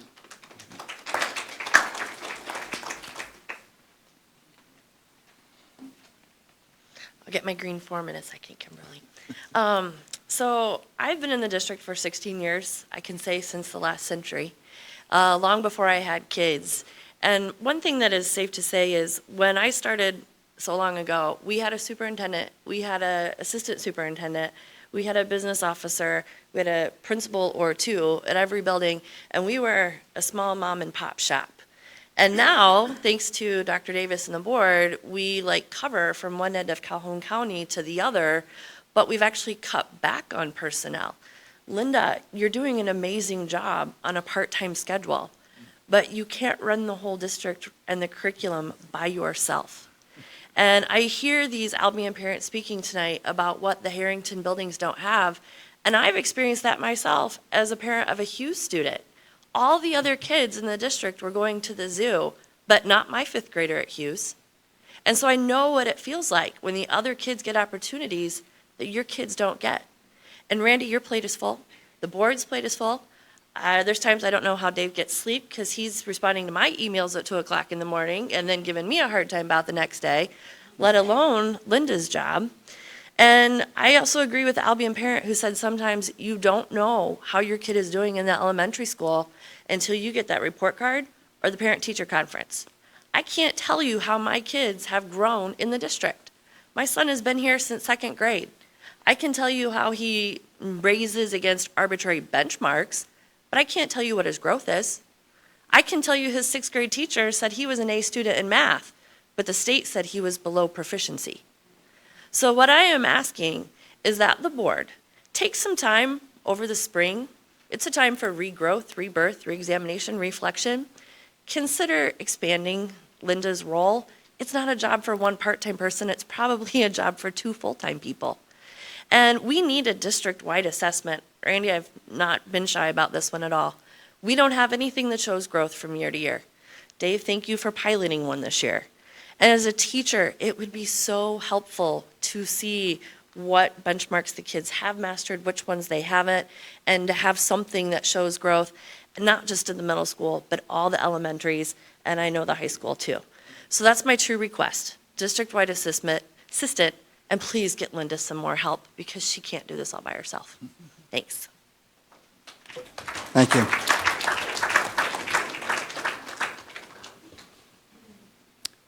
Anyone else for public comment?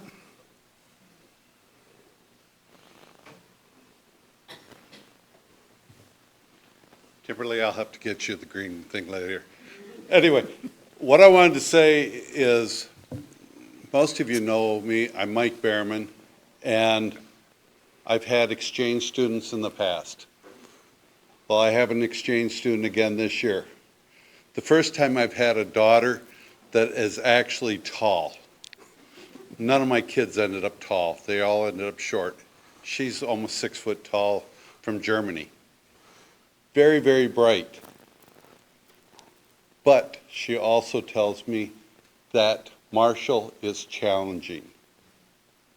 And that's what you don't always hear, is people understanding that the schools in the United States are challenging, and we've got to keep them challenging. And we also need to take and recognize all of the exchange students sometime over the years, because those exchange students are the brightest kids from the other countries. They're coming here. They could be assets that we have never been able to really grasp what they can do for our communities in Michigan and in Albion and Marshall. Thank you. Thank you.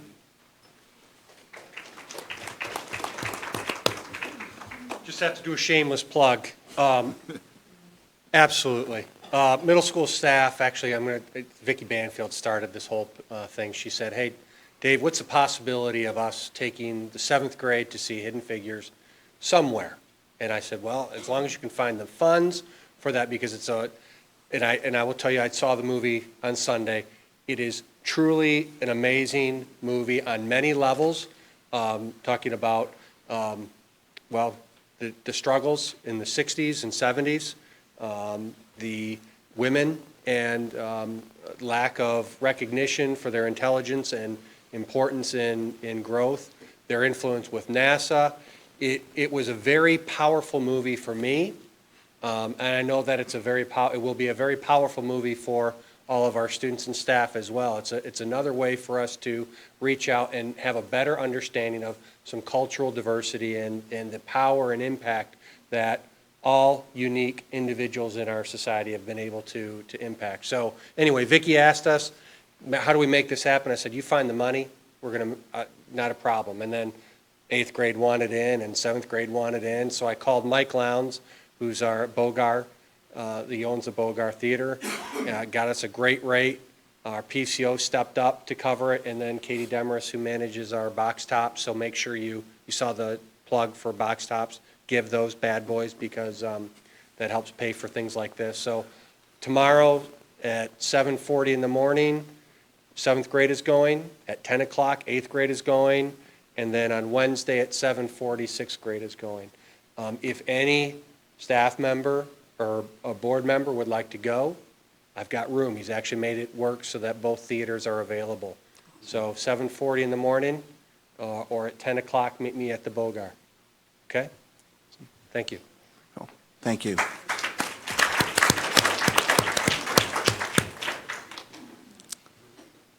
Okay, we're going to go to board member comments for which no action may be taken at this meeting.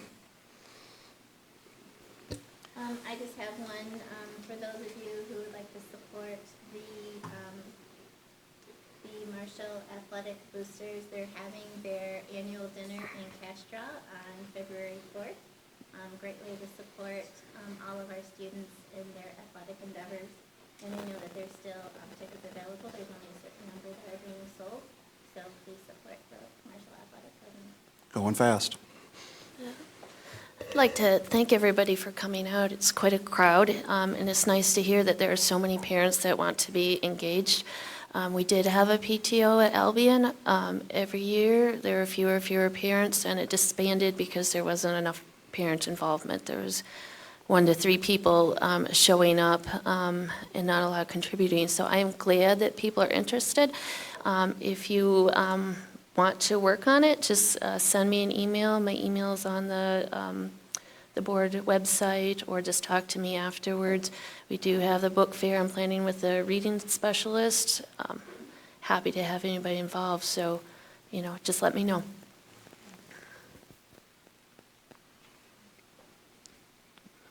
Just a couple of things I want to mention. First of all, I want to thank everybody for being here tonight. This is a wonderful crowd. Going forward, please, if you haven't already, like the Marshall School Board, Marshall Public Schools Board of Education Facebook page. Also, Harrington School has a Facebook page. All the individual schools also have pages, but please like them. The Public School Board page is monitored by school board members. So if you want to have, we won't discuss things with you directly, but they are passed on to Dr. Davis, as you can probably gather from the responses that he had tonight to some of the things that were raised as recently as 11 o'clock last night, when somebody was good enough to tag me in something so that it shows up on my page. Again, we want to communicate. We want to have a good discussion about these things going forward. To the middle school staff that was here tonight, I really appreciate all of you being here tonight and the things that you've done over the last year. Again, the vote that we took last year was the hardest vote that I've taken in 6 years, was to make the decision to bring the middle school kids over. Again, you've done an outstanding job and really deserve the recognition. Thank you for Harry tonight for making the awards tonight. It's important to recognize people and acknowledge when they've done good things, and to have that done in a public way. So I really appreciate that, Dr. Bonner. To Dr. Mitchell here tonight, the Albion City Manager, thank you very much for the Albion City Council. Came and visited with us before the meeting. We went on a tour of this building. Is going to be split basically in about in half to be used for an Albion Community Center. A good portion of it. It was good to see kids playing on the basketball court, the swimming pools being used, all the things that the Albion taxpayers paid for relative to the improvements to this building are going to be utilized going forward. So that's really exciting. And finally, to Mr. Turner, so I learned about going to see the movie when my son Seth, who's in 7th grade, said, "Dad, we got to be on time for school." Like, we're not ever not on time for school, but he wanted to make sure he was there so he could go. I said, so why are you so concerned? So he's really excited about seeing this. And we actually saw the movie a week ago in the beautiful Dome Theater. So I'm glad that they're going to be seeing it in the Bogart Theater also. So thank you for setting that up and getting that done. Give Mrs. Banfield our regards for that. So thank you, everybody, for being here tonight. Just want to say thank you. It was great to have everybody out here, and we're going to adjourn. Thank you.